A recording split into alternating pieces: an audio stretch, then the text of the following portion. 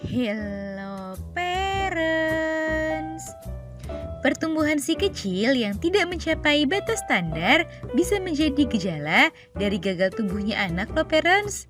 Hal ini dapat ditandai dengan pertumbuhan fisik anak yang tidak mengalami peningkatan atau peningkatannya cenderung melambat. Ini dapat terlihat saat berat badan anak yang tidak mengalami kenaikan atau kenaikannya tidak sesuai dengan batas standar, serta anak yang mengalami keterlambatan dalam perkembangannya seperti terlambat duduk atau terlambat tengkurap. Bila tidak segera ditangani, kondisi ini akan berdampak lebih buruk pada anak seperti terjadinya stunting ataupun kecerdasan anak yang di bawah rata-rata usianya. Untuk mencegah terjadinya hal tersebut, pada edisi kali ini Dunia Parenting akan membahas beberapa hal yang menyebabkan bayi menjadi gagal tumbuh agar menjadi perhatian bagi parents. Apa saja? Yuk disimak parents! Sebelum dimulai, jangan lupa support channel ini dengan cara klik tombol subscribe yang ada di bawah agar Dunia Parenting semakin semangat menyampaikan informasi yang bermanfaat. Nyalakan juga tombol loncengnya ya, agar tidak ketinggalan pembahasan-pembahasan seputar pengasuhan selanjutnya. 1. Kurangnya asupan ASI atau susu. Selama 6 bulan awal kehidupannya, bayi hanya mengkonsumsi ASI atau susu sebagai sumber nutrisi utamanya. Nah, jika bayi kurang mendapatkan asupan ASI atau susu, tentu kebutuhan nutrisi hariannya tidak tercapai dengan baik.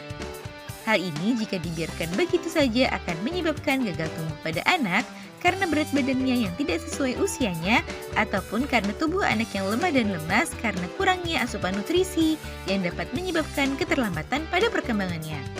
Asupan ASI yang kurang dapat disebabkan oleh produksi ASI bunda yang sedikit ataupun cara menyusui yang salah sehingga ASI yang didapatkan si kecil tidaklah maksimal. Adapun untuk susu formula, jika parent salah menakar susunya dapat membuat asupan nutrisi dan kalori yang diperoleh bayi lebih sedikit dari yang seharusnya ia butuhkan. 2. Anak yang susah makan.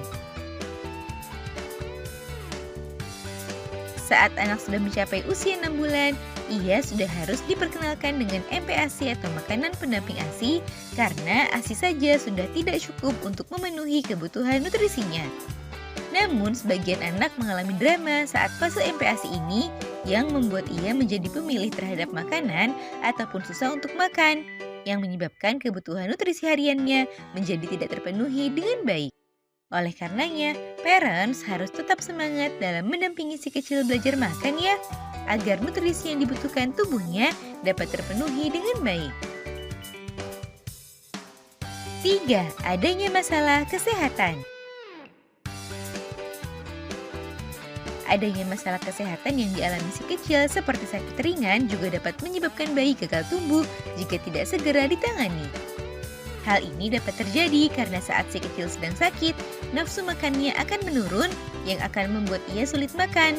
Tentu hal ini akan berdampak pada berat badannya yang sulit naik karena asupan nutrisinya tidak tercukupi dengan baik. 4. Gangguan pencernaan. Gangguan pencernaan yang dialami si kecil dapat mengganggu proses penyerapan nutrisinya dan beresiko menyebabkan ia mengalami gagal tumbuh jika dibiarkan begitu saja.